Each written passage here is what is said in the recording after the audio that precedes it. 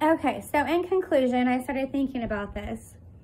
Now, when I first called Conway's office to try to get, sorry, I was just eating, trying to get a copy of my transcript from the day that Gino says I jumped in the air. This is the day that my charges were increased from simple assault to a strangulation felony.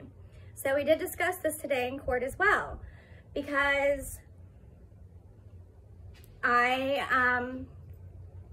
they brought it up and we discussed all about this, and I said how I got the 3-year PFA granted, and then Gino was so mad. I was told at the time by my public defender, who was not Attorney Bauman, some other guy who was a terrible attorney, that this is the only thing that he really said and makes the most sense, is that Gino was so mad that I got that 3-year PFA granted that he went to the district attorney's office and said, what can I do to her? What can I do to her? He went to Judy Petrush. And then when we went to court, I thought this was all going to be dropped.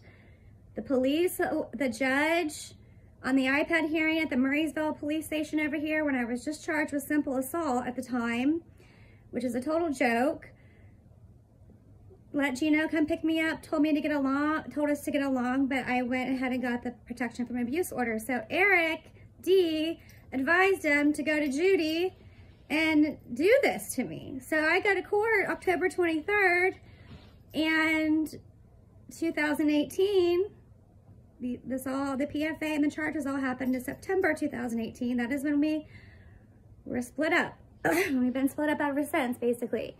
So then,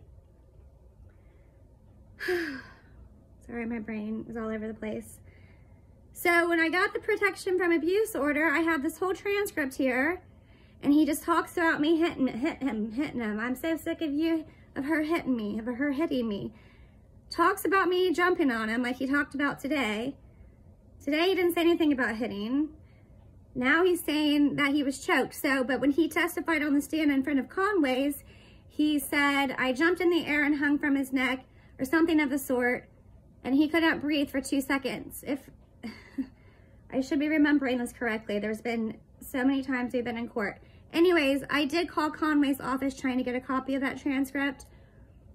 Conway's office at that time is the one that told me it wasn't recorded.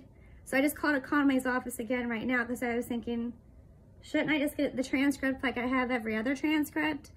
So I called Conway's office again. I just said, hi, this is Jennifer Jeswally.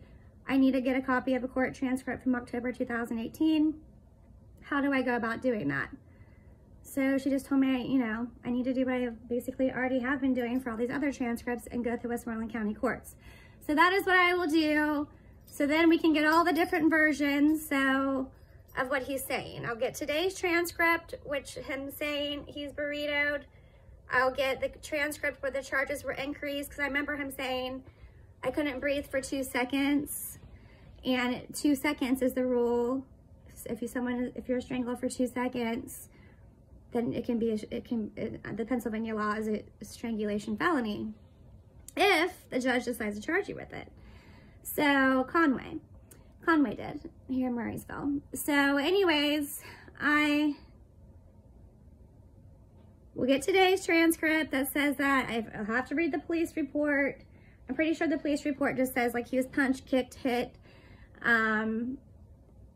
and then they increased the charges on me. I'm going to get that transcript. I'll get today's transcript, compare it with the PFA. Now, the PFA hearing was 10 days after, or 11 days after these charges, simple assault charges, were pressed on me. So why wouldn't he have said that I choked him? Why? He just says she's hitting me. Okay? So why wouldn't he have said choked? Because it was all a plan then, and then he went and increased the charges, and Conway allowed it to happen.